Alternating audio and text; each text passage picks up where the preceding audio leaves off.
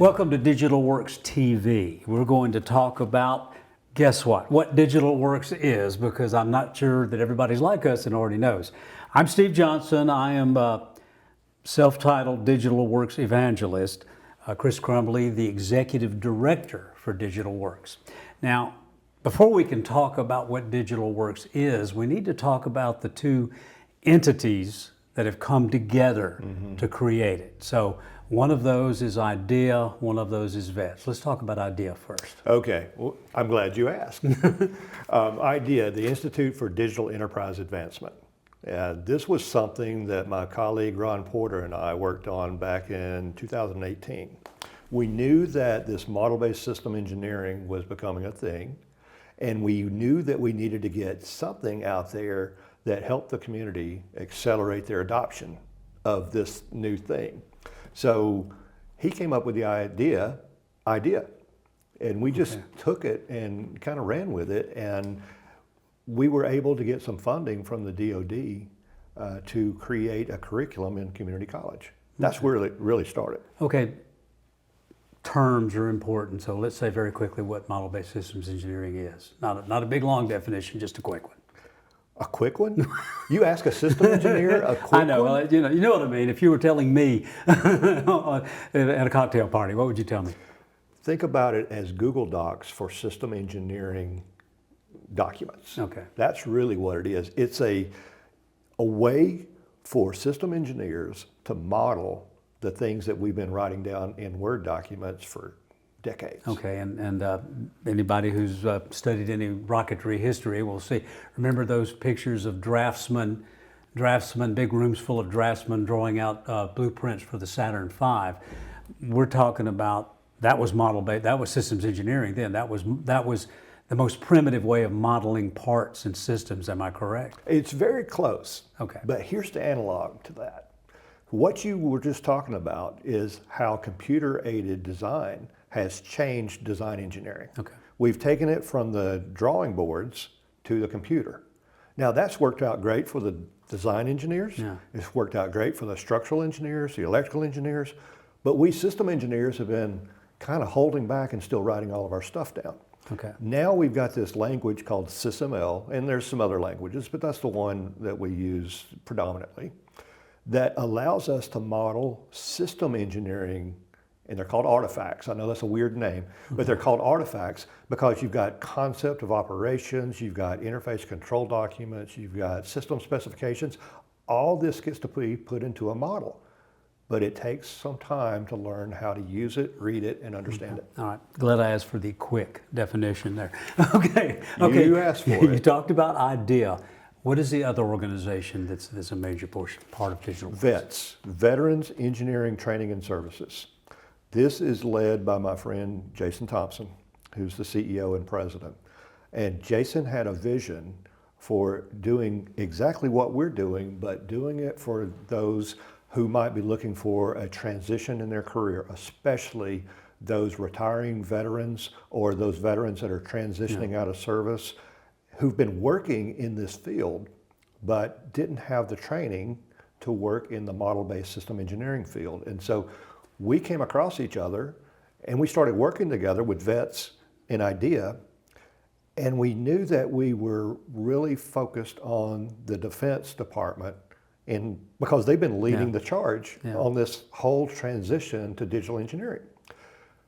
IDEA was set up more towards the academic side.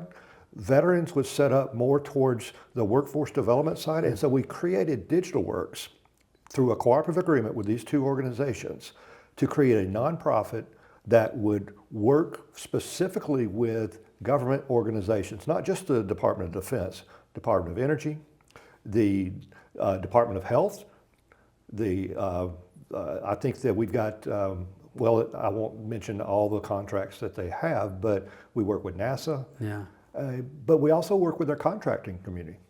How can we all work together to work through this ecosystem of digital engineering? Okay, so would you call that the what Digitalwerx is? Yes, that's the what. Okay, so let's talk about the why. Why does Digitalwerx need to exist? And I think it's a need, isn't it? The number one reason and number one need is workforce. We don't have enough system engineers that are, I guess, learned about this digital engineering method of doing system engineering. Or how does the system engineering model interact with the structural engineering model or the design model or the electrical model? They can, and we're making them work together, but we just haven't been able to get that out into, I guess, enough of the workforce to where system modelers is understood as a real discipline. Okay, that's the why. How about the how? So, some good sounding stuff. Mm-hmm.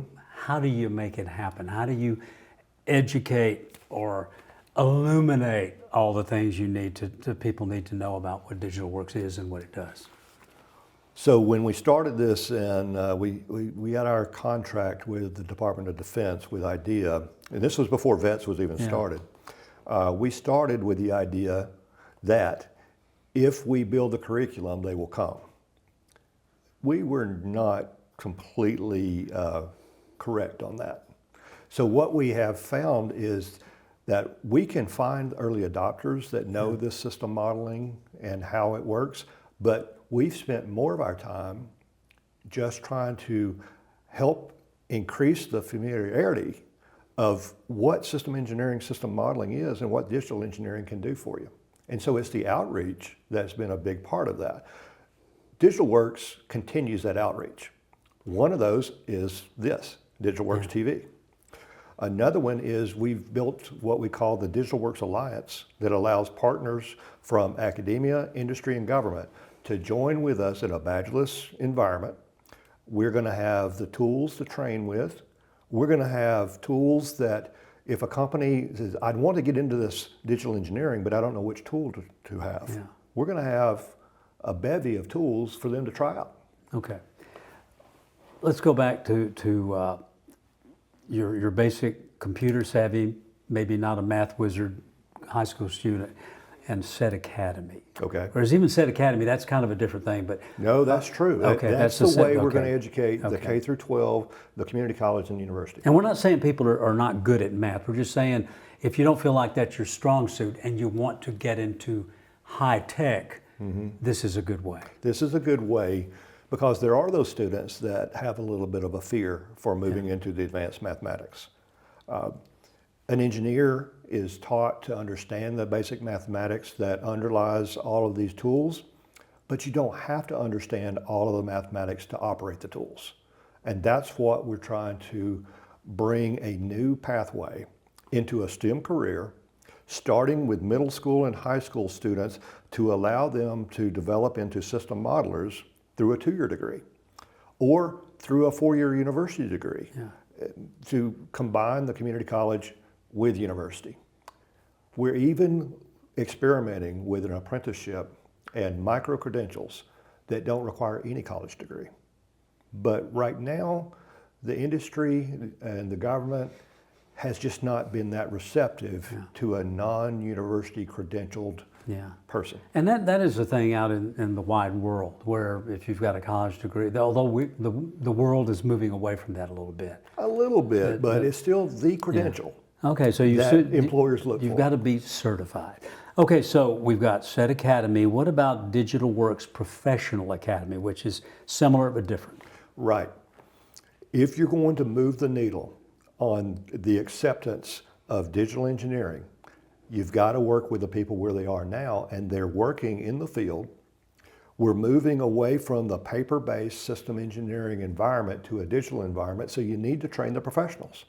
Those practitioners that are out there now, how do you train them to start moving into this digital world? But not only do you have to train them, you have to train their bosses and you have to train their executives, because this is not an inexpensive manner to make this transition, but the government is putting out policies to lead us that way.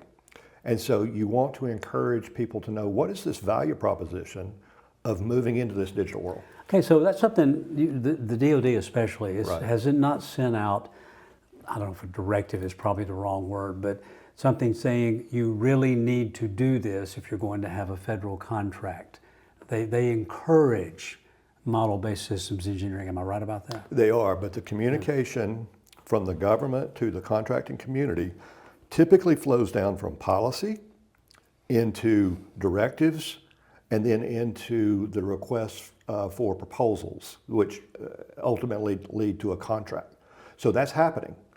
Policies have been enacted. They're being followed and pulled into directives from the DOD, from the DOE, from all government agencies. As a matter of fact, in March, I'm going to be speaking at a conference that covers the whole gamut of government organizations because we're all facing this digital engineering transition. So once it gets into those directives, then it rolls down into those requests for proposals. We're starting to see the first of those requiring those that can do model-based system engineering, and even they're looking for certifications that not only can you do it, are you good at it? Okay, so one of the things that we're here for is to explain, this is a good place to come, because you got to get the word out that this is even there, Right. that these assets are available to a lot of people. So that's one reason we have the Digitalwerx TV channel. So you can, and it covers a lot of ground. You can learn about it. You can get some how-to tips. And we're going to have a lot of different podcasts and interviews and education services, all things we'll be doing on the Digitalwerx TV channel. And also, as you watch the TV channel, you'll understand that we have some other assets that you can learn from. Instructor-led classes, computer-based training at your own pace. We have support that, let's say you wanted to create this digital transition in your own system engineering community or your organization or your company, and you don't know exactly where to start out. Come join the Alliance, let's help walk through it, let's be badgeless, and we'll even support you to just create that. We have access to some of the tool makers, the tool providers, that we can provide access to purchasing the tools, maybe give you some advice on what you need, what you don't need, where you might want to grow, how you want to set up the enterprise. Okay, we're going to talk more about what we're going to have as part of our digital TV channel, because it's going to be a lot more things. But on our channel, wait a minute, let me go back a bit. Okay, we created this studio. Right. And this isn't all of it. We have a place to do instructional videos that like any digital ready classroom would do. We'll have the ability to do that. But in this building where Digitalwerx is located along with IDEA and VETS, things are being developed right now that are going to be real assets to teaching model-based systems engineering. Right. Now, I'm a recovering engineer, so I didn't know any better. But I hired you and I said, I just wanted to do this set down here in this studio. You said, no, we need 3 sets. We need this, we need this, we need this. So we created it. I think it's great. I'm excited about what we're going to be able to do just with the studio. But the other parts that we're going to be able to do is bring in seminars for people that want to understand what this model-based system engineering is. We're going to have instructional classes for the professionals, and we can teach synchronous or asynchronous anywhere in the country from right here. Because one of the things that my customer from the Department of Defense wanted is to spread this community college program that we have started with system engineering technology across the country. But when we try to move outside of Huntsville, it's difficult to find those instructors. So we decided we needed to create a way to teach from here, to train the trainers, and to actually offer the courses. Okay, so it will be available all over the country, all over the world. And that's a cloud-based thing, isn't it? Well, 2 ways, yes, because we had to get the tools available on the cloud to be able to teach. By the way, I am not an engineer nor a scientist. Let's get that out of the way. He is. Only engineer. They don't let me call scientist. But by putting all of our tools on the cloud, I can teach from right here in the studio, California, Texas, Virginia. We've even looked at teaching in Hawaii. And if we operate the time zones correctly, we can do that as a course to where they can go to their classroom in Hawaii. We'll be teaching here at another course. But the ability that VETS has been able to work with the tool developers to create this on the cloud to where you can pick this up anywhere, you can do your homework and you have access to those tools, that is a real game changer of being able to teach. Okay, and when we talked about this before we even started about products, there'll be products available. And by the way, well, let's reiterate, this is a nonprofit. That's right. Digitalwerx is a nonprofit. If you end up wanting to pay for something, it's not like nobody's making any money off of it. It's helping do what we do. Yes. Now, but being a nonprofit doesn't mean it's not expense. No. Nonprofit just means you don't have any money. That's right. But really, if you look at our mission, it is to accelerate the adoption of digital engineering across the discipline, the complex engineered systems. And that's what we're trying to do. So we're trying to make this available from a method of training, a method of understanding, and then a method of actually practicing this engineering in your own organization. Okay, you mentioned the word alliance when we first got started. This seems to me, this is kind of where the alliance comes in, where these different entities around the country, around the world, would be part of this effort. Might not be part of it now, might not even know about it. Right. But they would become part of an alliance to make this happen. Right. And we have both brick and mortar for those that are local to Huntsville and Madison, Alabama, can come right here and 24/7 have access to the tools. We have a business incubator to where those that are starting a business can start up with a small office and have access to the tools. We also have the ability for those that are not in this area to still interact through the cloud-based. Of course, remote working has become, ubiquitous. Yeah. And when you're working in this field, you can work anywhere. Can you get to the tools and operate along with your colleagues somewhere else? So that is available too. Okay. Timing wise, we're good, but we're going to take a short break. We'll be right back.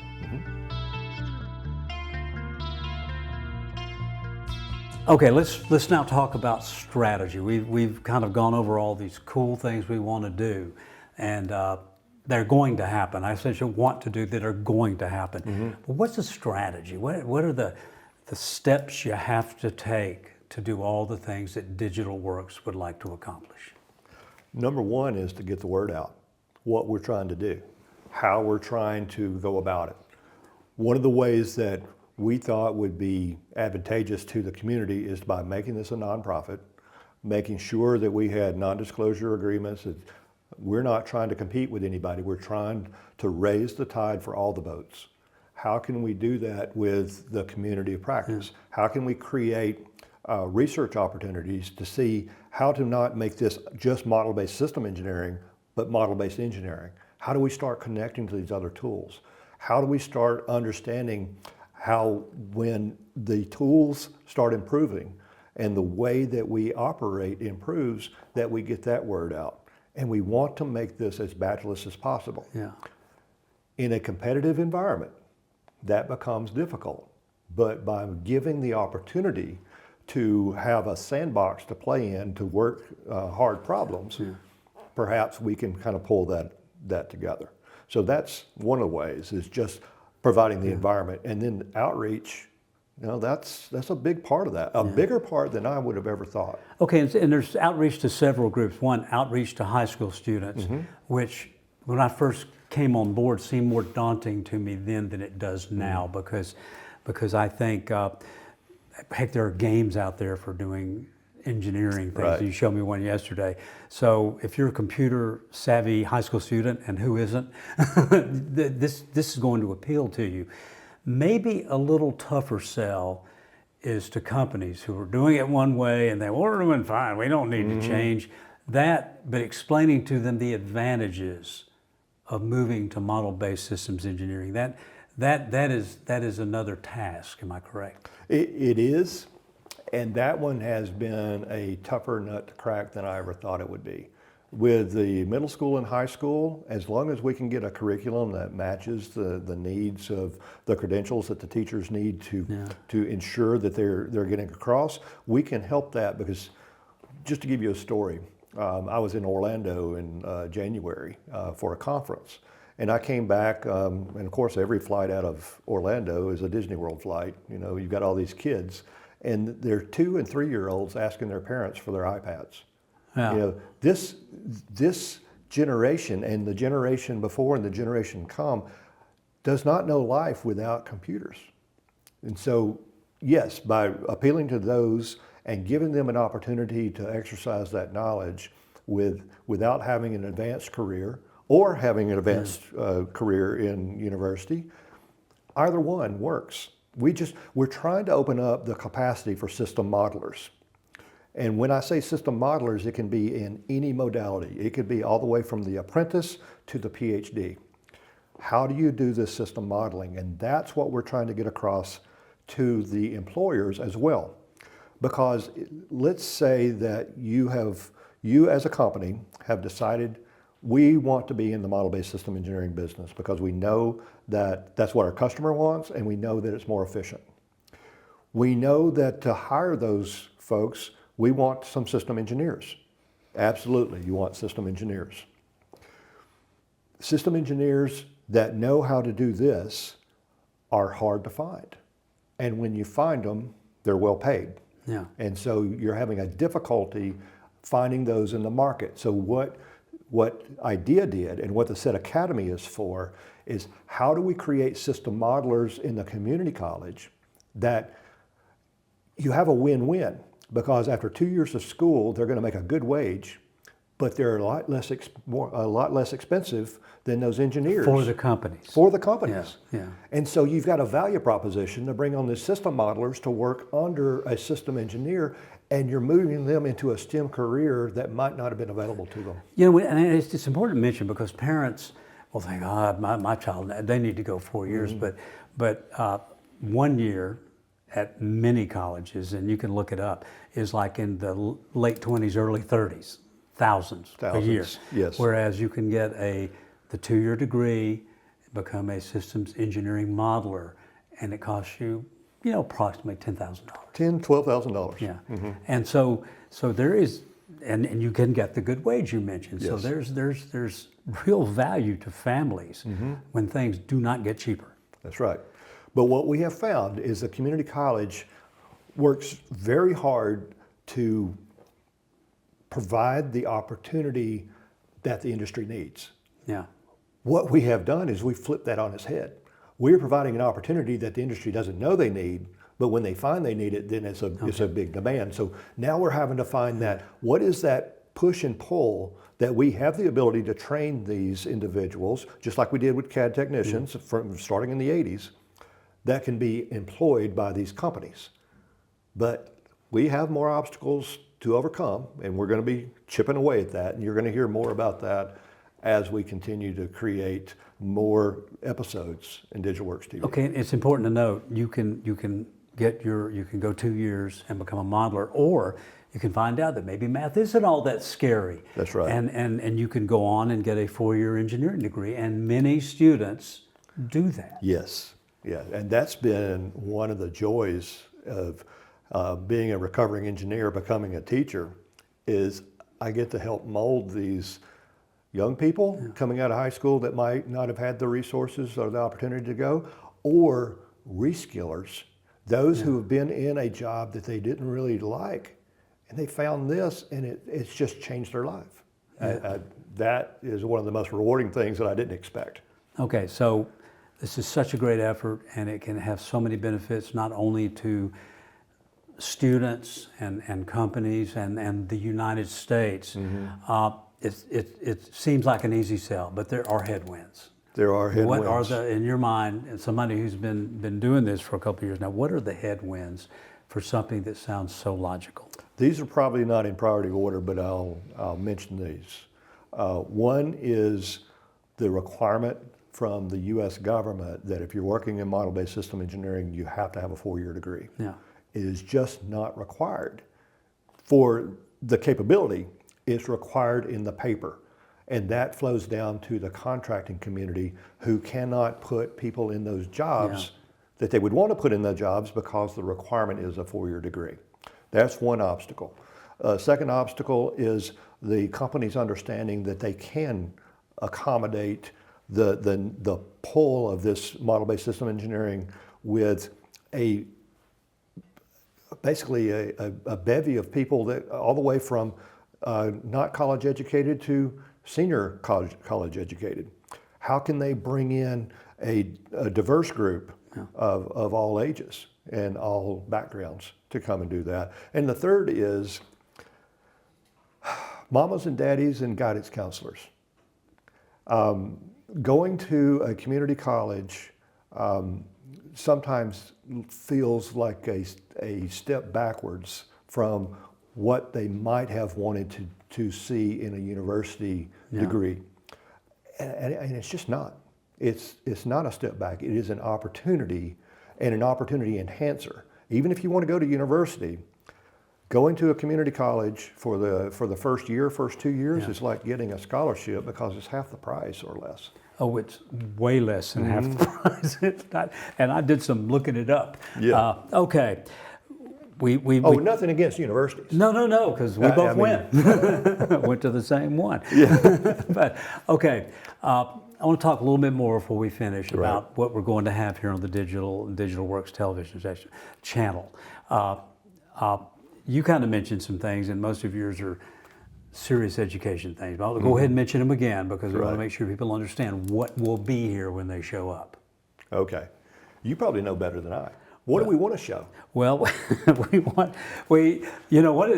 think the main thing, you've already said this more than once, is get the word out. Explain what it is and what we're about. And there'll be plenty of engineering things and exciting engineering things. We're going to have somebody sitting right there who's going to talk about what we have to do to go to Mars. Now that might not be, that will require model-based systems engineering. When and if we go there. I'm thinking when. We're going to go to Mars at some point. But we're going to do things here, not just our focus of model-based systems engineering, but other things, talking to people in NASA, talking to a teacher at a middle school who's teaching engineering. They didn't teach engineering in middle school when I was in middle school, you know. I'm not going to say what they taught when we were in middle school. They taught math, and no, we weren't using abacuses or anything like that. But there are a lot of things that are fun and exciting and related that almost demand engineers to make possible. That's what I see us doing.